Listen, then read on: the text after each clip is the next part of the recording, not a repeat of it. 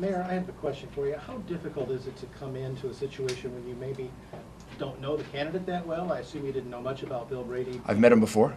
You have. Well, tell me a little bit. Well, What you I do know his record in the state Senate. I know that he has worked to pass legislation on a bipartisan basis. I know he passed a bill with then, I think it was Senator Barack Obama, which is kind of unusual. That kind of jumps out for any. It's been a long time since a Republican has passed something with Barack Obama. Congratulations. I guess. I know he's been a very successful businessman and very much a part of this town, Bloomington, and that he's got the right principles. You know, that he's someone who understands the need for smaller government, bigger private sector, which is, after all, the issue of the day. The issue of the day right now is, can we produce more jobs? Whoever can produce more jobs is going to win. Whoever can't be relevant to that subject is going to lose. This is a man who's produced jobs in business, and it's a man who understands that the reason we're not producing jobs right now is that government is too big. Government is holding the money that should be in the private sector that would provide the jobs. Government has to loosen up that money through lower taxes. Let the private sector keep it, and they'll spend it more efficiently on jobs. When you talk about government money, Illinois spends a lot of its public dollars in three areas: education, healthcare, and social services. All have seen massive cuts. What would you suggest, not knowing all the specifics, but just knowing that those are the three main areas? Where do you cut? You cut schools? Do you kick people off Medicaid? Do you close down the social service net? Here's what you do. You begin with the following assumption, that in each one of those areas and every other there's overspending and inefficiency. If you can't accept that assumption, you're from Mars. Because there is overspending and inefficiency almost necessarily in government programs, because they're not run on a profit and loss basis.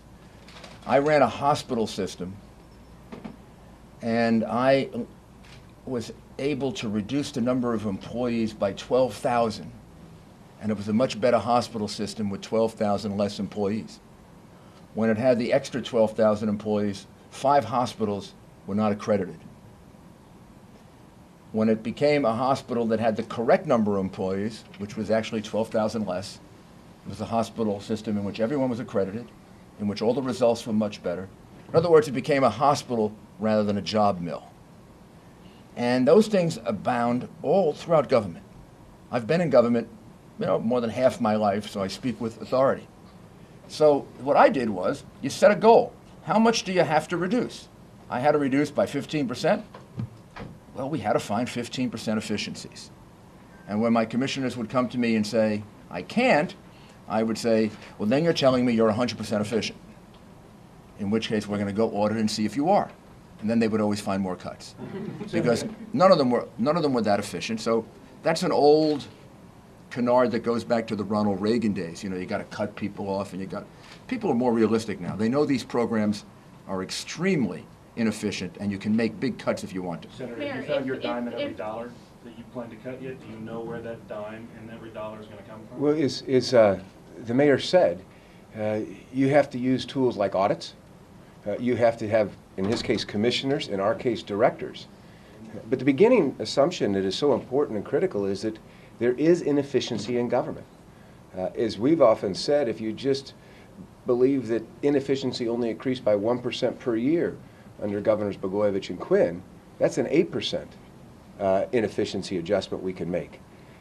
But every area of government, as his commissioners were tasked, not challenged, but tasked, get this job done, professionals that we hire to run state government in the various departments will be given the task to live within our means. And it can be done.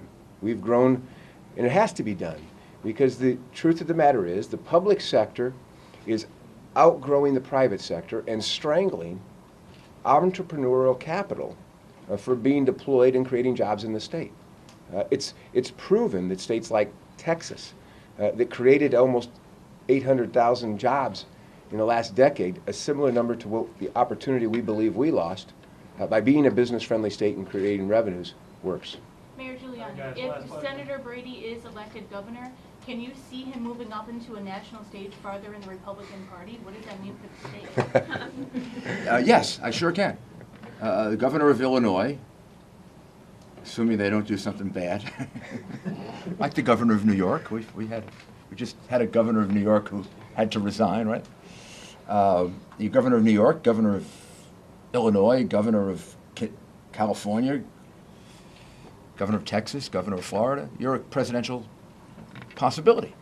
Why? Because you are exercising responsibilities that are similar to the responsibilities that a president exercises. But do you see And if that you do a happening? good job, if he does a good, the answer is, it's all up to you. If you think he's doing a good job as governor of Illinois, whether he wants to be or doesn't want to be, he'll be a national figure. And it's good. And it's good for Illinois if he. And it's good for Illinois if he is. Very quickly, the imam today said that Ground Zero was not hallowed ground. How do you respond to that? The imam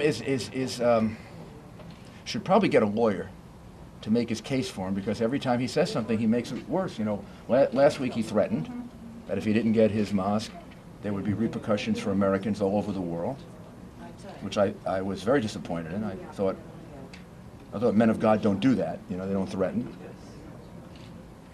I would have to say I probably know more about Ground Zero than he does. A little bit. And I was there the day that it happened. And I was in a building, and I was trapped for 20 minutes.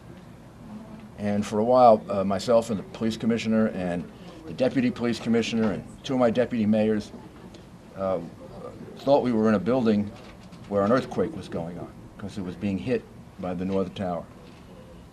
And we weren't sure we were going to get out. When we got out, what we saw was something that looked like a nuclear explosion going all through those streets. When that happened, I was exactly 1 block away from this building. This building was filled with debris. I saw this building many times going to Ground Zero. And I would say this is not a debate to have. This was part of Ground Zero because it was hit really, really hard by all the debris, including body parts that were part of Ground Zero.